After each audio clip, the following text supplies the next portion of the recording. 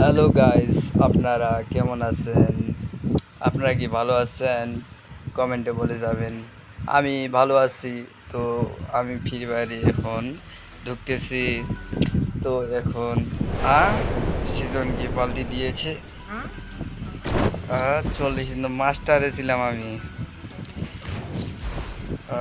Claim করি এগুলা next. তার উপরে দেখি কত কোথায় নামিয়ে দিয়েছে আমাকে, আর আপনাদের কোথায় নামিয়েছে তো কমেন্টে বলে দেবেন।